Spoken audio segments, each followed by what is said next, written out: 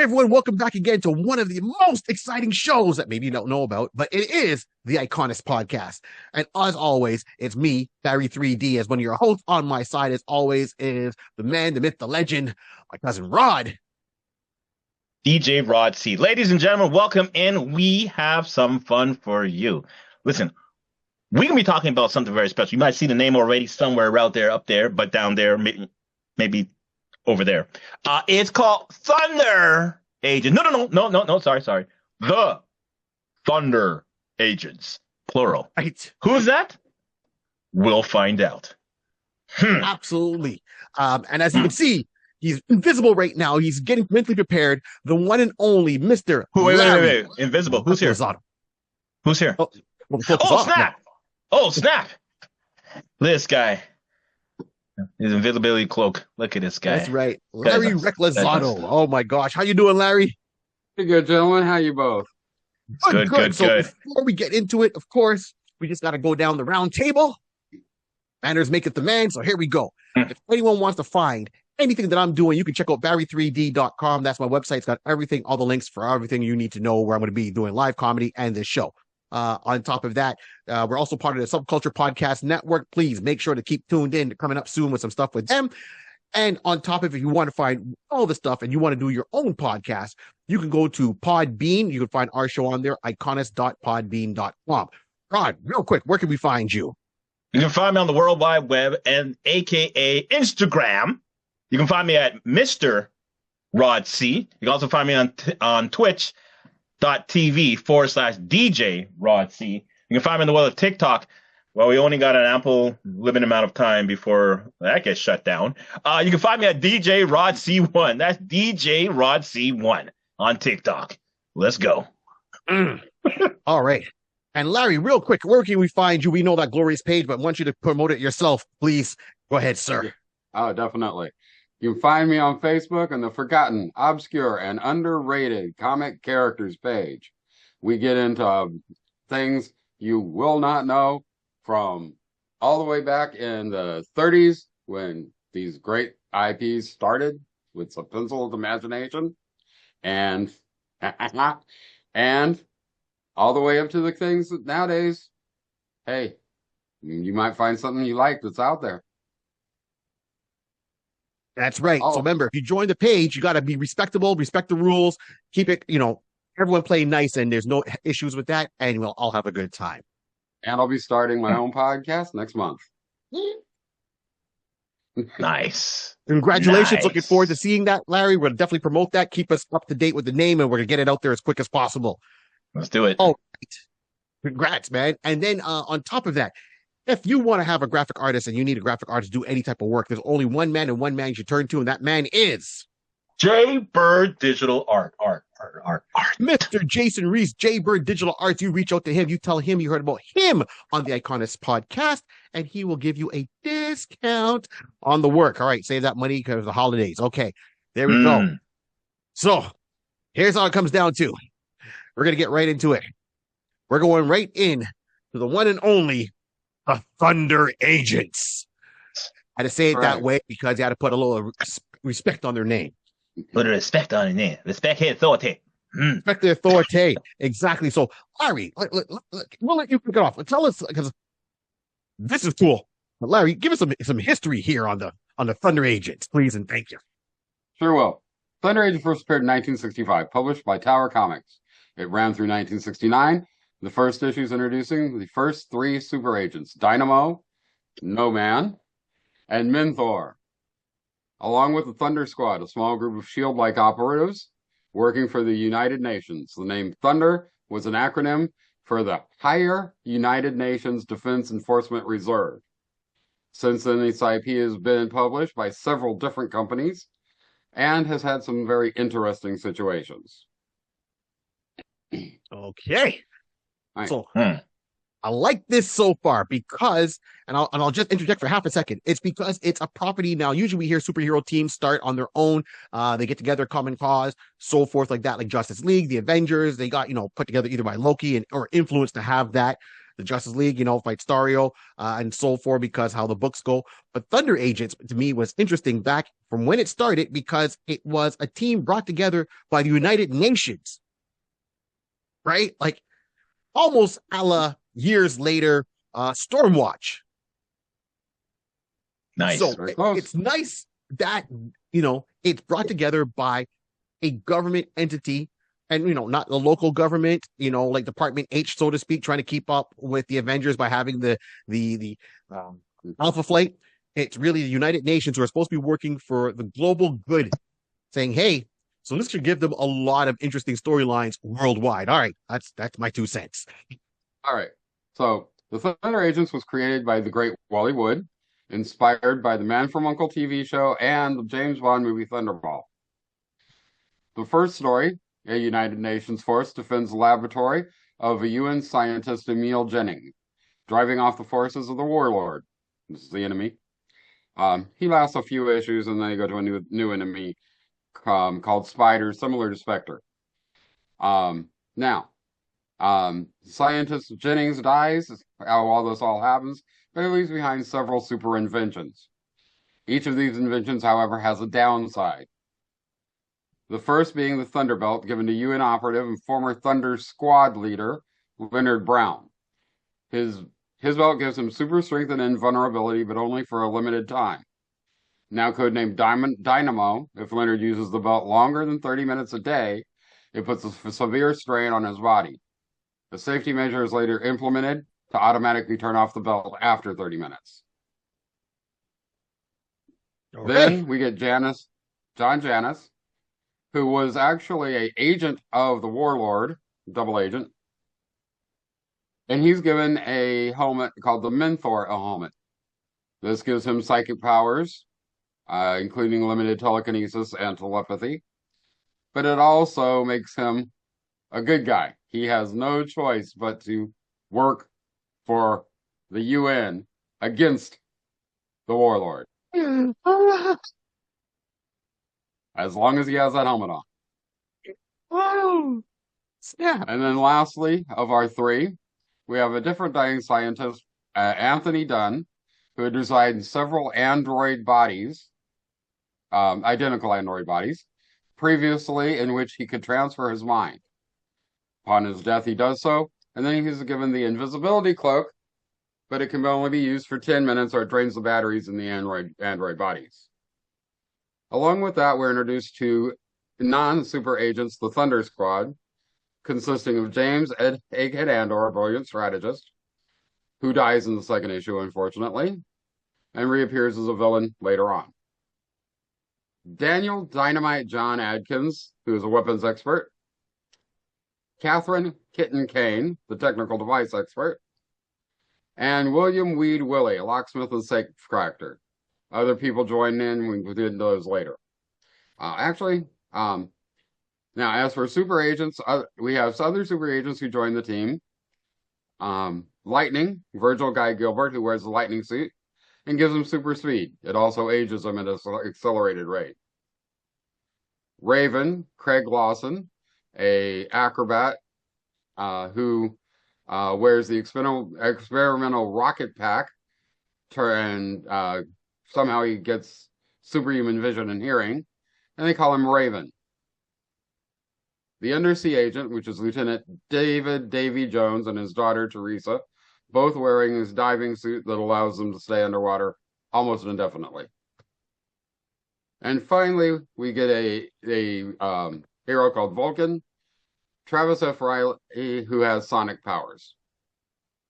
The series runs for 20 issues with 3 spin-offs, Dynamo, No Man, and Undersea Agent each get their own. And then, after the 20th issue, it just falls into limbo for 18 years. Wow. Okay. All right. A lot to unpack there.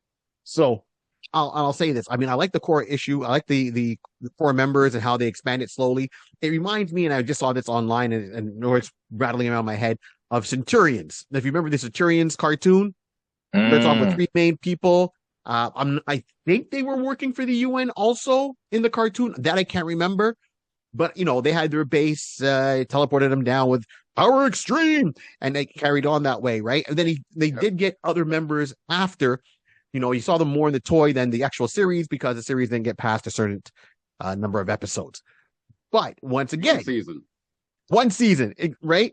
They're supposed to have another season, just didn't cut the mustard. I don't know why, because to me, it was interesting. So, not to get off topic, I like the fact, as I said, it's UN based, which means you have the United Nations. So that means there's one representative there from most of the nations across the globe. So by rights, they should be asking for help from the Thunder agents, regardless of where they have to go. It shouldn't always be in North America. That's my first and foremost. So I like that part. It should be, I saw a couple of pages. I was reading a book real quick, and they had this cool plane that had thunder on the side of it, and it was very reminiscent of Johnny Quest's the Dragonfly plane you see in the very beginning of the episodes that they go around. Yeah. So I don't know who influenced who, and I'm not saying there was any influence, but I see right now, looking back at it, I see a lot of similarities from different things that have popped up. So I don't know if people who created these projects after, like Centurions and so forth, had influence by saying, even down to the Art of War movie with Wesley Snipes, he was an agent working for, in that storyline, the UN. So this, to me, says a lot. Like, storylines are there. You got your main character, you got another kind of robot character, you've got to switch bodies, and then you have a person that, when he's wearing a helmet, he's a good guy. But once that helmet is off, it's like, rah. Okay. 1965, that's deep, right? And it's not because of 1965. You take those elements and you put them today with that kind of major backstory. Yeah. That's my 2 cents. What about you, Rod? Did you get a look at any of these characters or IPs? I did get it to look at a couple of these characters, and it was interesting. You brought up a good point in regards of the different agents from, being like centered along that line. Now, I was thinking something along that line, and another 2 IPs came to mind. For me, it was like more or less because I've seen the revision on TV, Doom, with Robot Man and Doom Patrol, yeah. Doom Patrol. So Doom Patrol with Robot Man, again, I'm thinking Robot Man, thinking along Negative Man, Elastigirl, yeah. Exactly. So I'm thinking along that line. And then I was just thinking of I had another one. Another one just came in. I thought about Justice League International, because like you were saying, I had at least different one from different continents. Now it's gonna bite me. It's gonna bite me now because I had another one that was perfect. And Global Guardians? No, something that's actually going on right now that I just saw. Oh, sorry, League of Extraordinary Gentlemen. That was it.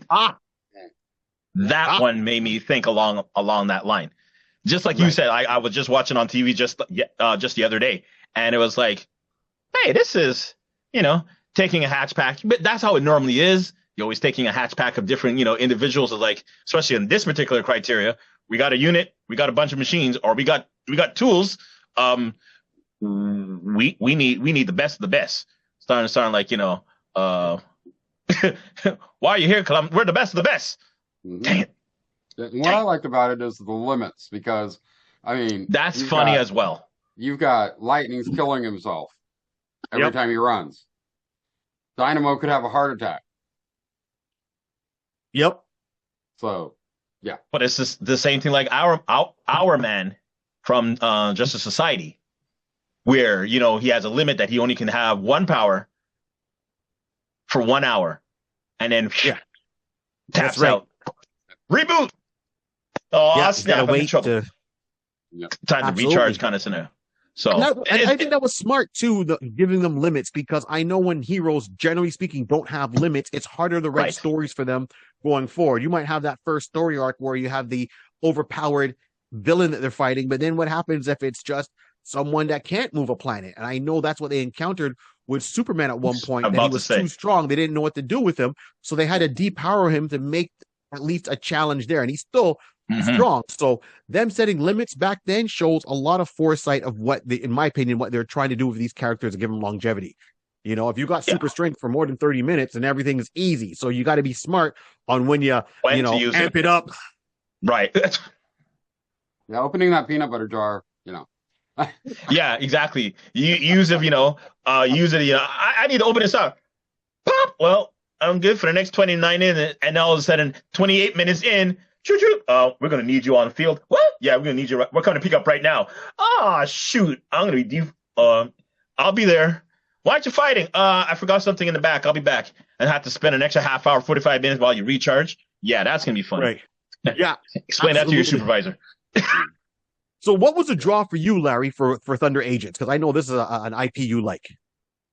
Well, I found Thunder Agents in the back bins when I was working in the comic store. Huh. And actually, I found them in something we're going to talk about in a bit, Sure. which was called Justice Machine Annual. Oh, okay. And they were like a backup story. And it was like, this is really cool. I mean, this is like the Man from U.N.C.L.E. crossed with the Justice League. Exactly. Because, I mean, Justice League is technically international. I mean, you've got Wonder Woman from Greece. Yep. Mhm. You know, you had a couple other characters from, most were North American, but still a few others. Oh, of course, yes. Yeah. And it's evolved over Yeah. the years, but it was just nice to see that this one is funded by the UN. So Yeah. they can get in there. It's like, who are you? Hey, we were sent by the government. And they get that Yeah. government pass-ish kind of thing, right? So Right. there's And a then, lot. Yeah. and then you had the Thunder Squad, which their little adventures were awesome because they Right. had no powers. Labels like Challengers of the Unknown. Kind of. Mm. It's between Challengers and the Unknown and Nick Fury, Agent of S.H.I.E.L.D. Okay. Both books I like. All right. Yeah. Take it away. All right, Teach us so more. all right, so we don't see them again until 1981 when they are bought by a gentleman named John Carbonara. Mm. He publishes 2 issues of a new series under his own title, his own publishing company, JC Comics. Then he starts licensing them over to Archie and their Red Circle Comics. Oh, okay. Right. That only lasts. Let's see here, double check. Yeah, that only lasts like 3-4 issues total. Then we get a reprints from L. Miller and Son Limited of the originals in book format, kind of like showcase. Makes sense. Got it. Right. Mhm. Then we get the Texas Comics one shot. See where it goes. Unfortunately, Texas Comics went bankrupt very fast. Mm. Now here's where things get interesting. Okay. In 1984, Deluxe Comics decides to start publishing a title, Wally Wood's Thunder Agents. And some new stories with some people you may have heard of, like George Perez, Dave Cockrum, Keith Giffen, Steve Ditko. I don't know if you heard of him. Oh, maybe. Maybe, might have. Yeah. Might have heard. Those are of powerhouses, though. Like, all jokes aside, like those. Mm-hmm. Okay. Yeah. Now, David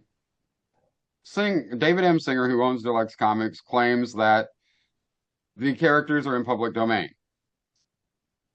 Well, Carbonara sues them. Ugh. All right. It is determined that the characters are not in public domain, but the original stories are. Mm. Okay, hold on. Let me get it Texas straight. Comics. So I mean, the Yeah. characters are not public domain. So the stories that the characters are in that are written are public Interesting. domain. the originals, the 20 issues. The 20 issues are public domain, but the characters themselves are not. So it's almost like taking the characters out from the story. Like, how do you have Correct. one without the other? But No, okay. I mean you can reprint all of the Tower stuff, Mhm. but you can't write new stories with them. Okay, I understand. Oh, Got it. All right. okay. Got it. All right. So Interesting. that's where that goes. And unfortunately, this helps lead to the demise of Deluxe Comics because they have to pay the lawsuit and such. Can't use the characters anymore, and they go bankrupt. Now, Then in 87, Carbonara decides that he wants to try to publish again with a company called Solson Productions. Solson actually was owned by Penthouse. Okay. But they had their foray into comics too because they did their own like comic magazine, kind of trying to be like heavy metal, a little bit more adult oriented depending on the stories. And I mean, like, I know Bart Sears did a whole, run of comic books for them, like, stories within that genre along with other popular artists. Mm. Yeah. Unfortunately, nothing ever came of it. They got to pre-production and stopped. Then the 90s rolls around. And one of the most controversial artists in comics, Rob Liefeld, claims that he's got the rights to Thunder Agents. Carbonara had died by this point. And Rob Liefeld advanced Dave Cockrum some money to illustrate the series through Extreme Studios. Unfortunately, Dave was sick by that time. So he was soon to pass away. But they did have some free advertisements out on the Extreme Studios Maximum Press advertising in New Thunder Agents. Right. So, I vaguely remember seeing that. Mm. And then we get to the 21st century. In early 2000, DC Comics planned to release a new Thunder Agent series under the license from Carbonara's estate. That worked for about 2 issues of the new series was completed. Carbonara then put a stop to it. They failed to create that, and then they actually did do a new series in 2010 with the Nick Spencer as writer. And that new team consists of the original No Man. However, all of the other heroes were new. It was a new Dynamo. We had a new Lightning, who was African American.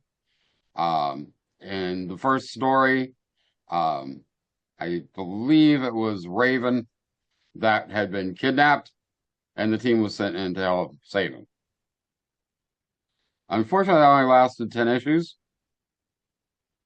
And then in 2011, they published another series for 6 issues in DC Comics. And then finally in 2012, the Thunder Agents IP was transferred to IDW Publishing. Right. That lasted 8 years, and that's where everything lays. Okay. Now, just a couple of quick things in the background, though. One of my favorite characters, and it seems like a lot of favorite characters, is the villainess of this story called Iron Maiden. And love that band. Yeah, and you're gonna, well, she just runs around in a suit that looks kind of like a chainmail.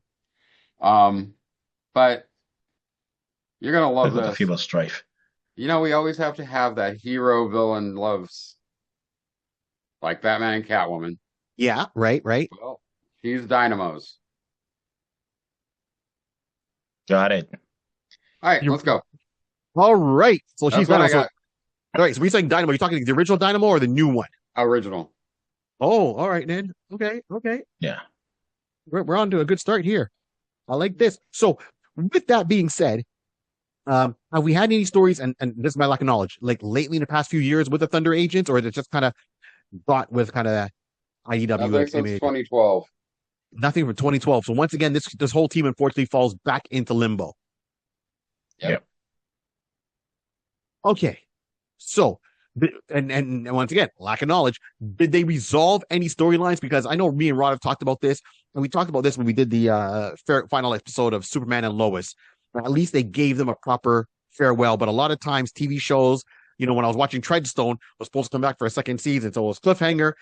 And then it was canceled, and then that was the end of it, right? And then sometimes it's like that with the books. You don't get a proper last issue, or they rush it, and try to wrap up things in 2 pages after been building up for maybe 10, 15 issues. Right. Well, the original runs, Wally Wood tried to resolve most of the stories before they ended production. Mhm. The other companies, things just didn't go quite well enough until you got to DC. Huh. And of course, you know how DC is. The first 10 issues, that story, when they knew they were only doing 10 issues, ended. Mhm. And then their 6 issues in 2011, that, of course, being a mini-series, ended with a good, they were actually rather good ending from what I remember. Oh, I did not read the IDWs, unfortunately. okay. But right. I know that ran for 8 issues. Okay. So let's go back and then just poke your brain here. So once again, I know I keep focusing on the UN thing. So one, do you think that this comic should come back, or are these characters should come back and be active? And how would that spider web for you for how you would see it go or like to see it go? Oh yeah, I mean, these characters should come back. Like I said, I love the ideas of the limits. Um, since they had the original Lightning die and the original Dynamo get old, Hmm. when DC took the reins, and No Man, he's a robot, so he's gonna be forever until he runs out of bodies. Yep. That's the Pretty one much. question because originally he said he was very limited in his bodies, and once they were gone, that was it. And he said he couldn't redo it because were certain materials that he could no longer get. Got it. So that was the limit for No Man, other than the cloak. Right. Both draining Got the it. battery. Yeah. Right. Right. But he could always, transfer his brainwaves to another body. Quite often he would, and have a spare body in the trunk of the car in case he got in bad trouble. Transfer. This was done for several issues. Uh-huh. Transfer his brain and then come save himself. We've captured you. We've had you chained up. What are you gonna do? Hold up. Upload. Yeah, basically. Reboot. I'm out. Yeah. Reboot. So I'm out. yeah. It's funny because I can't remember. There's an episode that you see him trying to gain access, and he got confronted by someone on a dock or somewhere like that, and he basically his robot body was like within 15 feet, hiding like hidden around somewhere. So here's how I look at that. It's quite interesting because you said a good part about we have to figure out how much foreplanning he has to be. You know what I mean? So what's the distance like that? Like again, I'm picking your brain as well, trying to get some good knowledge. Is there a distance? Like, is there a certain like distance that he can before he can't reach his body from where he is from one body to another? Even though it was the 60s, they said that if as long as his body was not in a compromised position, Pause. that he could do it worldwide. Got it. Oh. Okay. Yeah. Okay. So but there were only 25 bodies. Well, yeah. Well, you see now I was making the fun joke in my head, thinking like Palpatine, because he got to be foreshadowing how much bodies he needs. But now that you just said worldwide, now it just went straight to Ultron. Yes. Yeah. I started thinking like Ultron now. And I don't know, with the advance of the World Wide Web now, I could just see him jump in that. Exactly. 100%. And that's why I wanted to inquire about that, because if he's only have a certain amount of material, are you going to be very forthright in thinking, okay, I have a certain amount of materials to build these things? Have they already been created, built and kind of like stored up in a storehouse that only he knows, and he knows he just has to teleport himself there, get that body up operational, and ship it, put a shipping label on it, ship it to this other location, power himself out to receive it. Okay, cool. Getting a delivery in 2 days. Cool. Let me get there, pick it up, and no one knows the base of operation for the body. Just crazy thoughts on me. No, it's real good. I mean, that's what I see, a lot of that. The other thing I really liked about it is similar to the old Justice Society stories. these guys hardly worked together. They have individual stories in their in the comic, like, okay, Dynamo's off doing this one thing, and No Man's off doing this thing. Raven's off doing this thing. And Mentor's trying to double cross everybody, and his helmet won't let him. But he's stuck in the basement of the UN building. Shame. See, and that's what I got, because when I read the first issue, it was not the first issue with all three of them, as you said, working together. Correct. It was first issue, and it was broken up in 3 chapters, and each chapter had an agent doing something. So I'll say this with Dynamo. Dynamo. So sorry, who's the robot guy again? It's pardon me? No Man. No Man. Thank you. I was thinking Dynamo. So No Man. So No Man is where I would love to see the focal point for a lot of this, right? And hear me out for half a second. If you had to turn around and make this a modern day tale, if I was the writer on the comic book, or I had to do a show or something like that, and he has a number of bodies, and it's with the UN, of course, you get those, and then you have them shipped out, and you make little sleeper cells. Well, not even cells, but little bases around the world. So if you look at, for 100%. example, Captain America, the First Avenger, where they took that influence, from his origin story. When they had to do that experiment, they went into New York. They walked into, like, it was a barber shop or something like that, or it was a cigar shop. And then it was down there in the basement, had the rest of where the experiment was going on. You don't need something that big. You just need a shop with a little back room, or a little underground secret lair within that, where it 100%. stores his body. Now think of the concept of this. So he could be in New York, and it's like, hey, you know what? No Man, we need you. There's a situation happening around the world. We need you to investigate it, whatever case would be. And all he has to do is say, yeah, no problem, and put his consciousness into the mind of that body at that part of the world, and then go out. He should also have a retrieval team, right? So you should always work with another backup field agent, with him. Right? Yeah, exactly. So let's say something goes wrong with the body, and he's only got a limited amount of bodies. You don't just leave the body.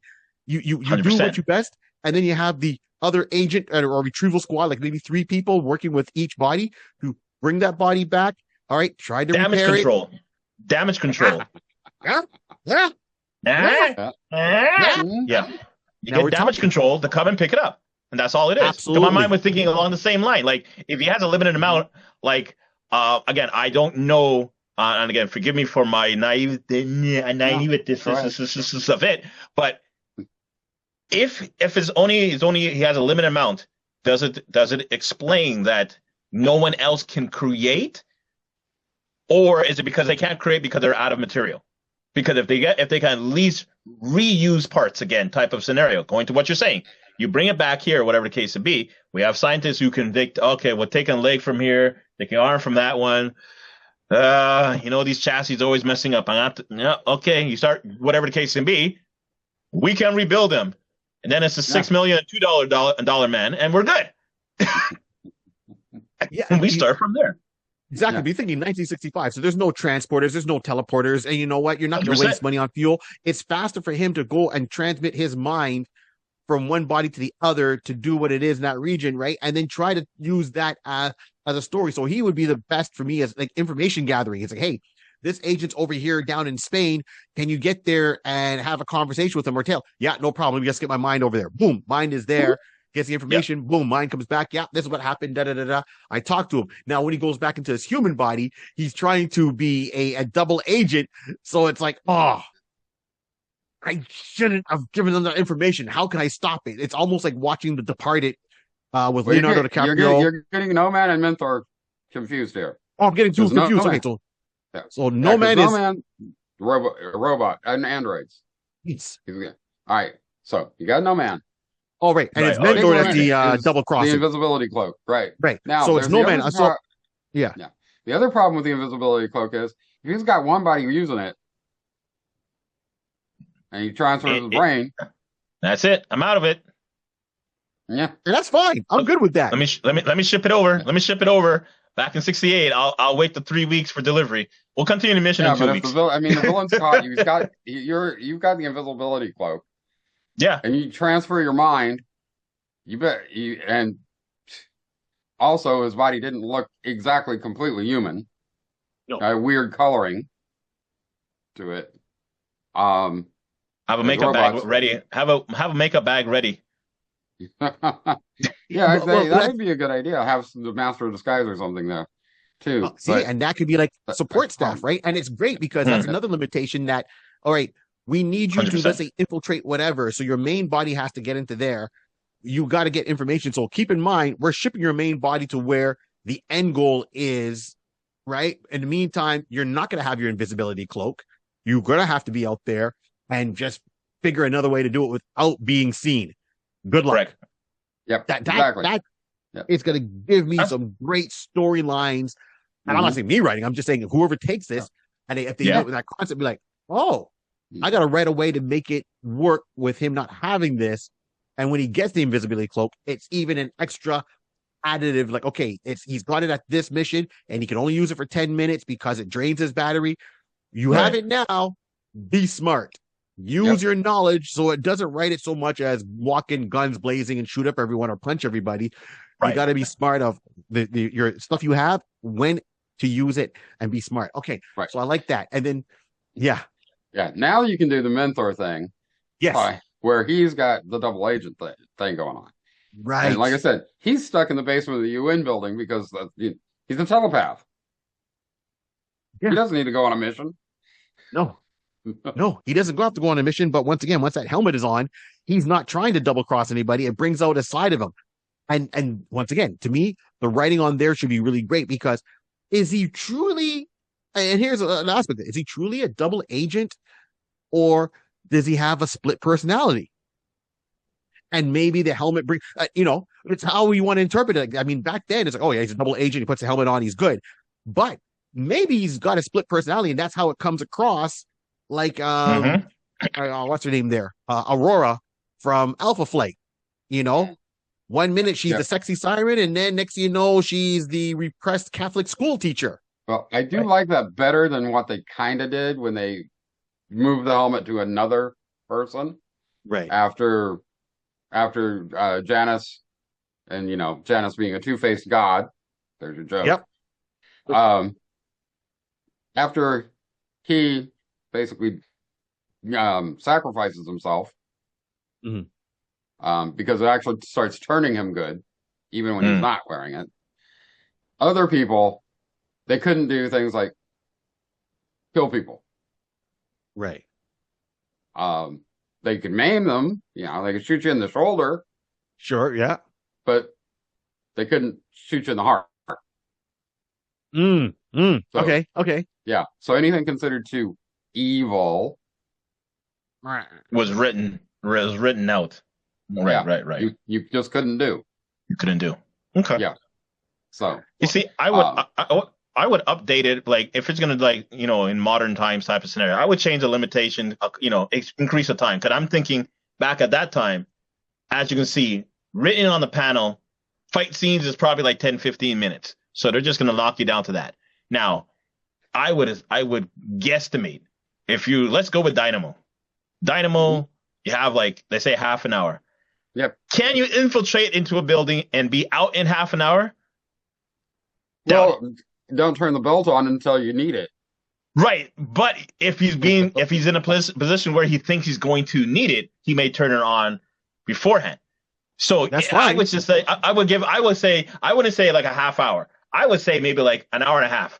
I would give it an odd number in a sense where you lose track of time because you're in the middle of stuff and you don't realize the clock going down unless you're going to go through a couple of missions and then come back to the shop. It's like, listen, you guys are gonna have to put some kind of timer.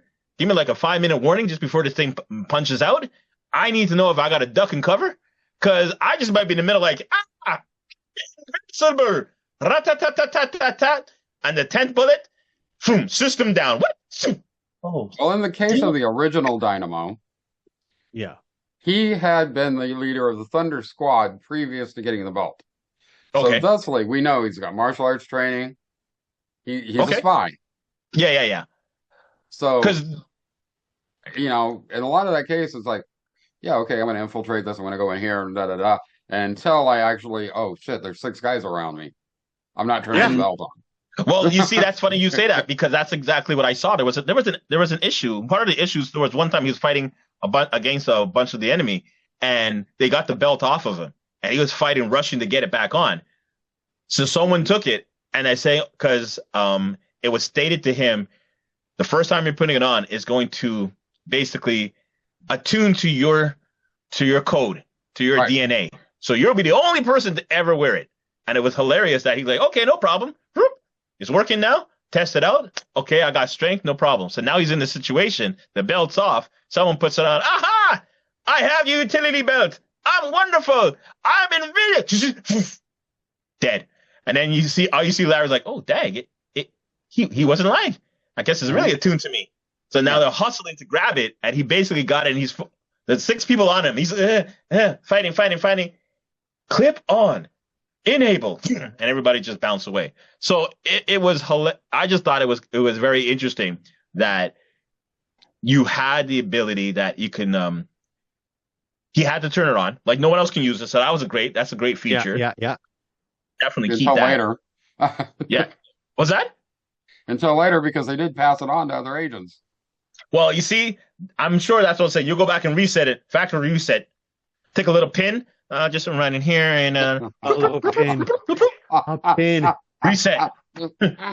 Reset. That is funny. That is funny. That would be awesome if they had something like that. It's like, how do you reset the belt? You got a paperclip? Yeah. What? The Achilles heel. He's strong except for this one weakness. A pin will take him down. What do you mean? But you got to struggle to get to it. But yeah. So that's a good one.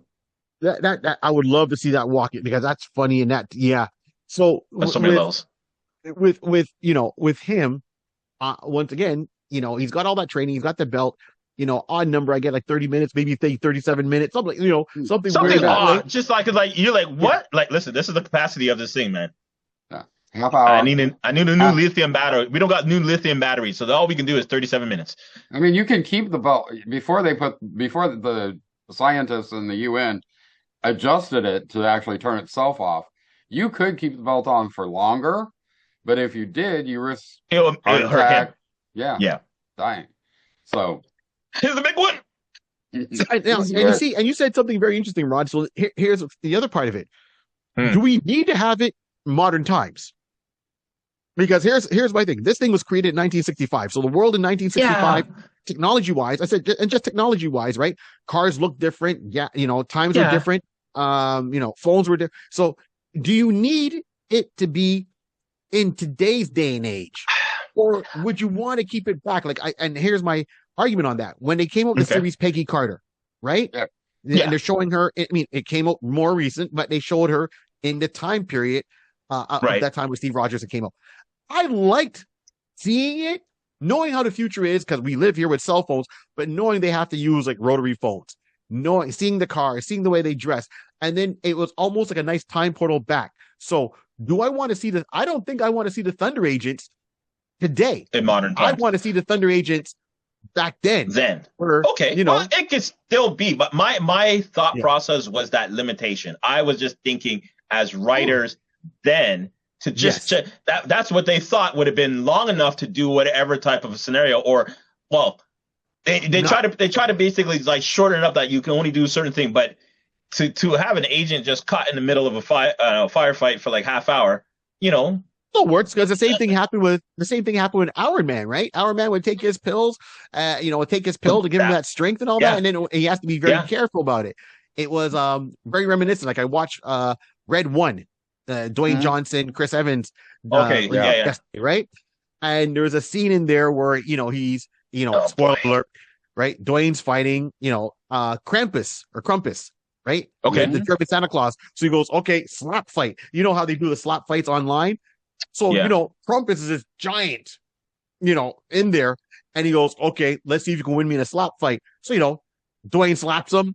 Guy kind of turns his head. Krampus turns his head, kind of smiles, slaps. Dwayne. Dwayne goes flying across the room, comes back on. Chris Evans like, don't worry, do it again. You got this.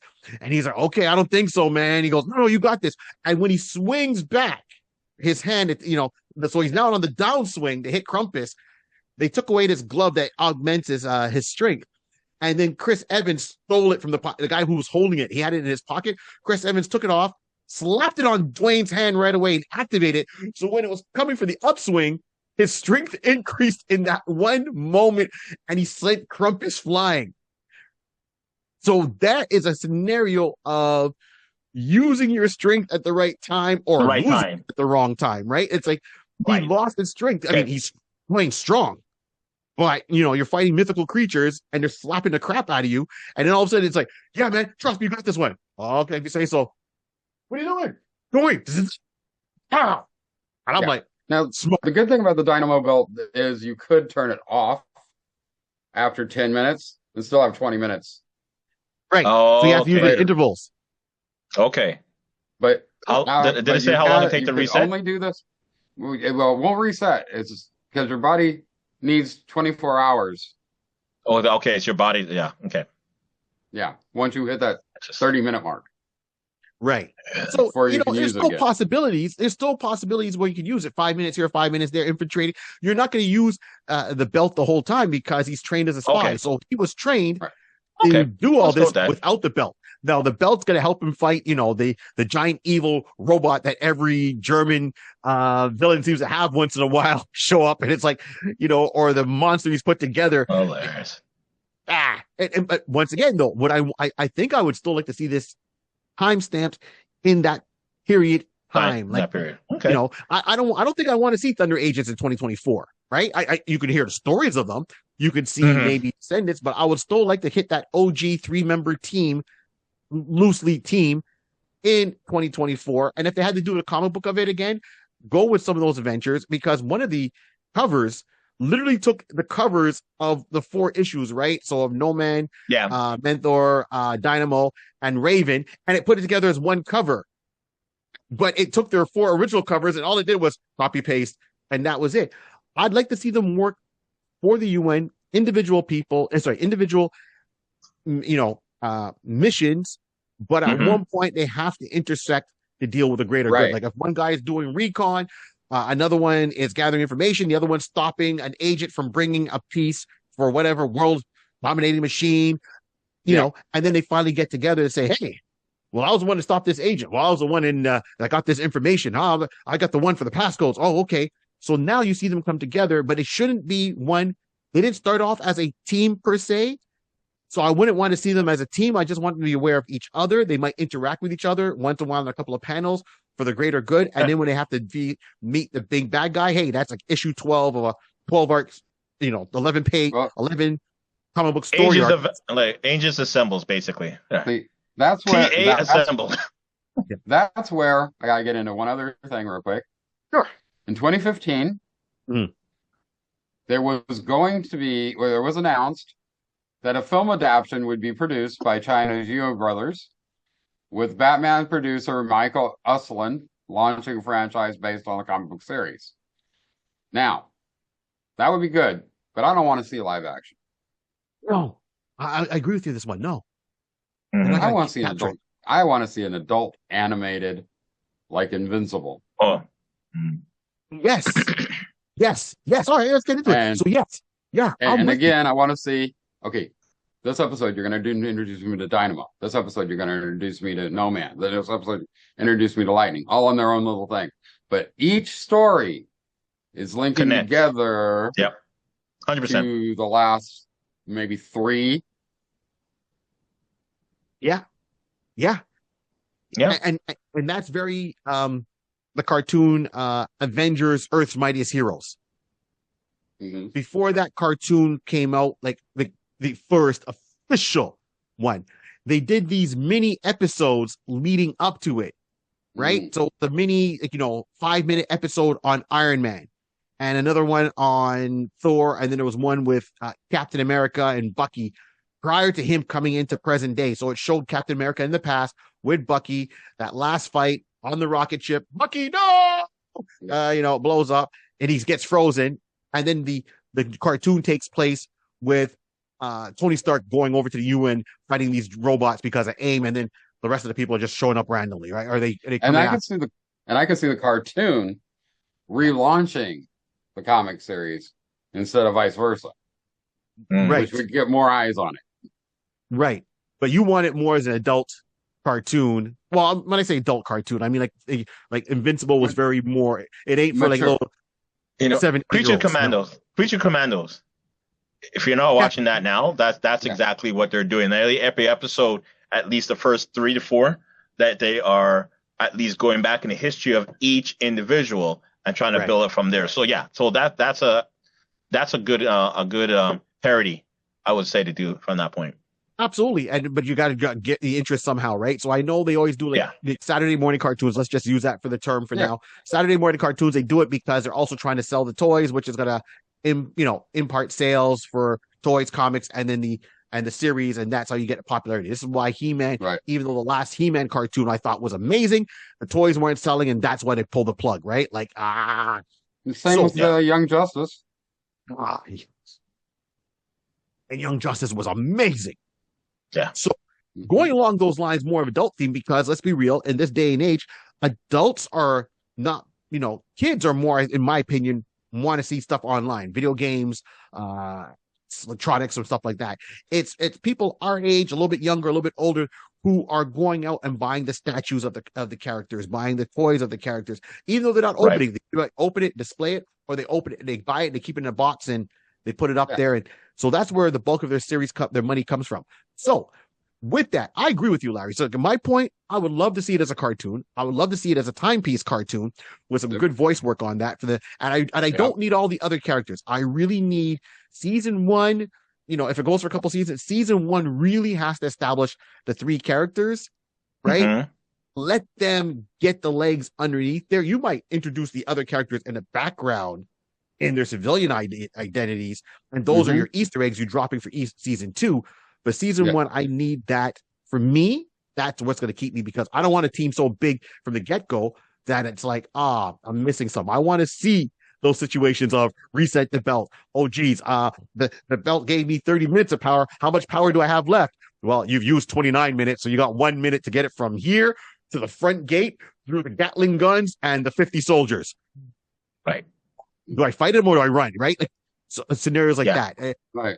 I want to see the double cross aspect, and I want to see more of it, how that comes out and how you stop yourself, because with good writing, it can happen. Like I said, The Departed was based off, and I can't remember, it was a 3-part story from another movie over in China, right? That Departed is based off of, the one with Leonardo DiCaprio, Mark Wahlberg, Matt Dillon, you know what I mean? So it was, that one, even though people like, oh, this is great, that wasn't the original one. It was off a three movie deal from China, and I can't remember what it was called, like Unfollowed, or anyways. Mm-hmm. And that there is some proper double crossing that you didn't see coming up in Departed. Like if you watch the last half an hour of Departed, you don't know who to trust. You don't know who's on the payroll. Everyone's like, okay, they're trying to catch Jack, but Jack has also got people on the payroll. And then you find out Jack is also an FBI informant.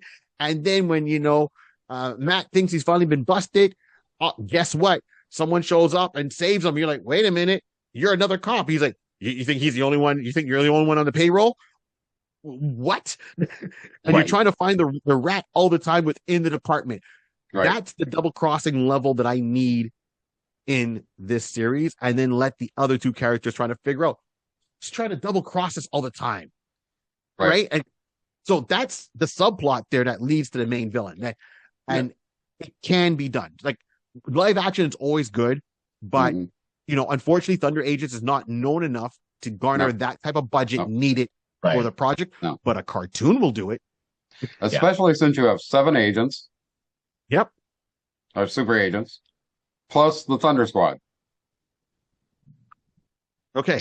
It could just build up from there. Like Barry, we were saying, what I would just say, have the UN or have the agency there. Of the other agents, you see like a shoulder blade as I leave out of the room, whatever. So they're still in costume, whatever. So that eventually you could lean on that if you ever want to in the second season.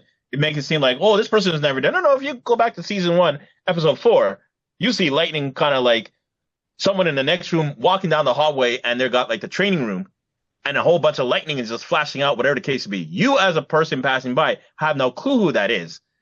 Right. But a season later, when you get introduced and he brings some type of conversation. Yeah, I've been doing missions back and forth. They got me running around. Listen, sometimes I'm in the office and I'm just like, just flexing, just like flexing my legs. I got the room down there, room 44. That's me. Oh, shoot, I pass by that all the time. Me, that's you? Yeah, that's me. Yeah. Type of scenario. So you just drop the little eggs inside, and that's perfect from there. Yeah. Or you, like in the case of Raven, I mean, in the original story, the first people who put on the Raven jetpack, they can't handle it. They all get vertigo. So that's why they went out and found an acrobat. Smart. Yeah, you start figuring out and realizing, this is the way to do it. Okay, how can we utilize this machine? People so keep you could Dynamo's walking down the room, and you see somebody starting to fly, and he's like all over the place. You're like, hey, they've done that trope. They've done that trope too many times. James Bond walking down, you see stuff exploding in the little cubicles on the sides, stuff happening all the time. So it's not a hard idea to put that little trope in there at all. Yeah. No, and that leads to why they got the acrobat, right? Someone who's used to tumbling, falling, and being upside down, moving at fast pace, but not on their feet. Right. Get Dick Grayson. All in. Get Dick Grayson. Now, see, yes. I want to do a little bit of voice casting. Sure, go ahead. Go ahead. All right. So I want my Dynamo to be done by Michael Rosenbaum. Oh. Okay. Okay. All right. I got that. So Michael Rosenbaum is to do your Dynamo, right? That's the one with the belt. Okay. See, and I had some thoughts. So me, I would love Dynamo to be played by Aaron Eckhart. Nice. Right. So he played Two-Face in the Nolan Batman movie. That actor. He was also the human target on the TV series. Did I Frankenstein? So that's who I'd go with. Aaron Eckhart to be Dynamo. Like if you had to put him in costume with that chisel jaw he's got, I think he's got that voice that would portray well in it, even though he's, so that's who I'd go with Dynamo. Who's your Iron Maiden? Oh, because I'm going with the girl who played Lois Lane in Smallville. Oh, still, yeah, okay. See, Iron Maiden. Iron Maiden. I would go with shoot. I like what's it? Is it Sienna Miller? She played the Baroness in G.I. Joe. Yep. Yeah, I would go with her. Yeah, I would go with her as Iron Maiden. Okay, right. Now, who would? And if we're talking voice casting, and is it Mentor? So Mentor, the actor who I would love to see or do the voice, because I like his voice and I think he can do a very strong voice, but he can also do a very quiet voice. Older actor, but he's still around. And I'm gonna pull him up right now. Fuhrer. So Matt Fuhrer, people would know him from Max Headroom. Yep. He also played that, and I can't remember the name of the character, but he was in Watchmen, the live action movie, where Rorschach goes to the guy's apartment. Pardon me? He was the villain that had cancer. Exactly. That had the ears, right? So Rorschach goes in his apartment and talks to him. So Matt Fuhrer, and this guy's been around for like ever, and he's done a lot of roles. He did like the New Mutants live action, the movie, or Generation X, Generation right? X, The live action movie that they tried as a spinoff from the X-Men. So he was in there playing a villain. He's played like so many good characters over the years, be it if it's digital voice or live. If Jim Carrey's doing that role now, Matt would have done that role, the exact same role years ago, right? He's That's a good parody. Yeah. So he's got that voice range to me that can play someone that's sympathetic, someone that's positive and sure about himself, or the opposite where he's trying to do something shady. He could convey that, in my opinion, that way. Okay, my mentor, and is Mark Hamill. Jeez. Yeah, he'd get right into that role, wouldn't he? He would, Yep. you know, He Nice. can do the good, bad Hey, thing easy. from Joker, Trickster, to Luke 100%. Skywalker, police 100%. officer in Diver, the first movie. All right, Mark Hamill. Okay, Okay, so so then, I now would like let me jump on there with yeah. No Man. I would like to Okay. actually have the person who did the voice in Doom Patrol for Nobody, Mr. Nobody, Chiddick? Alan Tudyk. Chiddick. I Oh, was thinking the same thing. Yeah, I got nothing. Alan is the man. Like I got nothing. Like enough said. yeah. Yeah. Wow. Because again, what I pick up with it's No Man, he was really a scientist, so he's not Yeah. really he was not initially a venturer, like a soldier in that Oh. regard. So I want to have someone who has the ability that you can hear that he is give us the understanding that this is out of sight of his depth, because he initially wasn't, he was just making the android body. Yeah. I'm just a scientist in the back end. I just build it, but then I'm about to die. Let me just use the technology I've been spending the last my life work, and transfer Yeah. my body, my mind into it. So Yeah. So he basically becomes almost immortal, but he's Pretty an much. he's an older gentleman when he's doing this. Other than Alan Tudyk, the other person I was thinking of, and I'm trying to think of his name. He's going to be in a TV show called it's a medical show called Watson. Morris Chestnut. Chestnut. Oh, okay. So you're going for John Mo. Okay. Morris Chestnut. Okay. Yeah. That's the other person if Tudyk isn't available. Oh, yeah. Yeah. Right. Morris Chestnut. Okay. Jeez. Hey, okay, Yeah. I'm seeing this here because I didn't know about this TV show till you just Me mentioned neither. it. Good to know. All right, gotta add that onto the list. Morris Chestnut, John Watson. All right, then. Yeah. And I haven't Hope it goes cast well the for you, other brother. characters yet. I haven't cast the other ones yet. I just did the main few that were on. Going to be the Yeah. first. 100%. And I'd like that. And once again, if the studios will listen to people like us, we're helping you out. Let's make sure to we want merch, we want sponsorship, we want interviews, and money is nice. Yep. Ah. Yep. You won't know We've done until your you jobs ask. for you. Hey, if I could get a hold of the 5B, Right. I'd be shopping it around. Exactly. Well, and that's the thing. That's why we like this show, right? Because we love having you on. We love this show because there's a lot of IPs out there that people always get into the Superman, Batman, and all that, and we do too. But if we get into it, we're going to get into the offshoots, the ones you don't know about. Where do you go? Right. The ones that people don't talk about, right? Like we just did Batman Digital Justice a couple of weeks ago. Excellent episode. Thank you. Thank you. And we had a lot of fun. That's that was a passion of us. I know there's another one I want to do coming up soon. So on a Superman variant that not many people know of. But if we look in the timeline, one is still there. And it's actually in the main universe, not a different universe. So yeah. Yeah. You're intriguing me. Yeah, I can tell you right now, it's no problem. It's not going to change anything. So have you ever read Superman Infinite City? No. So it was Superman Infinite City was Carlos Magdala, the same guy who behind Cyber 6. I love that art style.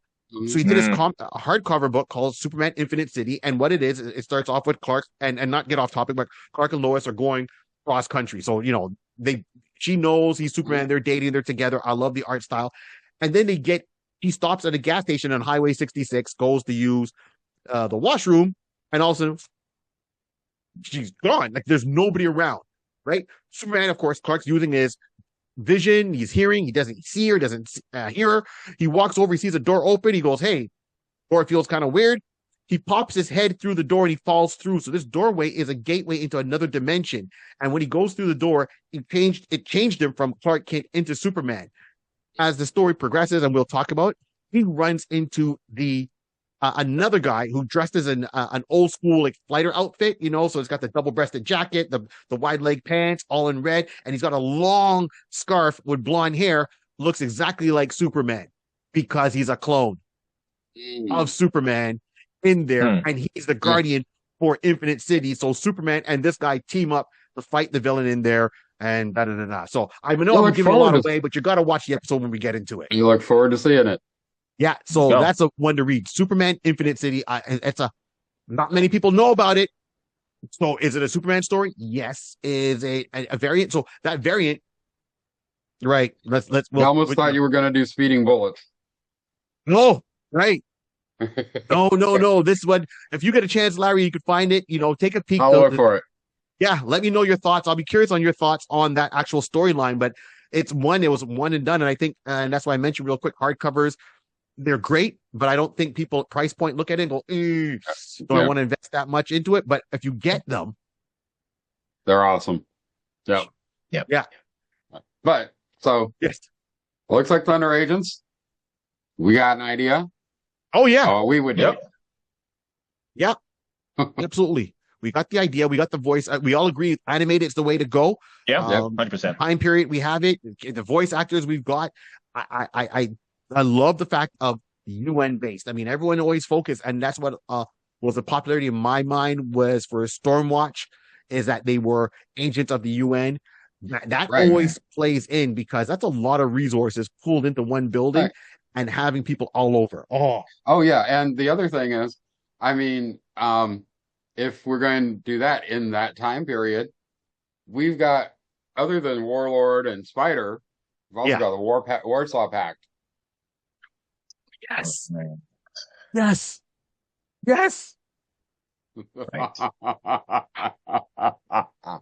All right, then. There's so much to unpack on this. Yes, gentlemen. However, I know somebody has to leave. Yes. That's true. Cool. In the spirit of that, we'll wrap it up. And I forgot to say it at the beginning, and I'll say it right now at the end. Please go out and support your local comic book stores. Get those back issues. They don't have to be bought just to be put away, never to read, right? These are supposed to be bought and enjoyed. So if you really want to preserve a copy of one because you think it's worth money, you know what? Buy two. Have a reader and have your collector. There we go. You buy your reader out the dollar bin, and you get your collector one off the wall, so to speak. And there you go. That's how you make an investment. And you have your readers to go around that you can share with your kids, share with your friends, family, or even for yourself to use as inspiration. On that note, we've come to the end of this episode. Larry, any last words? And once again, thank you. And any last words on the Thunder Agents? Well, like I said, this is a great IP. But what I want to say is, you out there, start writing your own imaginations down. You never know. 100%. Very true. Very true. We've all got ideas. Rod, any last words? Listen, this is a great IP. Make sure that if you like what you heard, if you like what you see, make sure you hit that subscribe, like, send a friend, tell somebody. Let them know, Iconist Podcast is out here. We're out here always with Larry. We're having a lot of fun. And, let us know in the comments. Let us know what you think. I think next time you see me, we'll be talking about Justice Machine. Yes. There you go. Yes. So, Larry, I know you're going to have your podcast starting in 2025. Looking forward to seeing it. And we're going to share that and spread the love as much as possible because I said, hey, we're okay being, we don't have to be number one podcast for you, but there's enough out there that you can enjoy all different podcasts and support this too. So looking forward to that, Larry. And myself, once again, we got this one in before the holidays, or it's when the holidays coming up. Once again, Merry Christmas. Be safe. Enjoy your time. And remember, this whole world was created by a pencil, a piece of paper, and lots of imagination. Keep on dreaming. All right. Now, I wish I had a magic cloak, but, I only got a magic hoodie. I just look. The low budget, rapper. Yeah. See such and such. All right. So I got to writing up from Justice Machine. We'll do some in January. Yes. So then, out. What?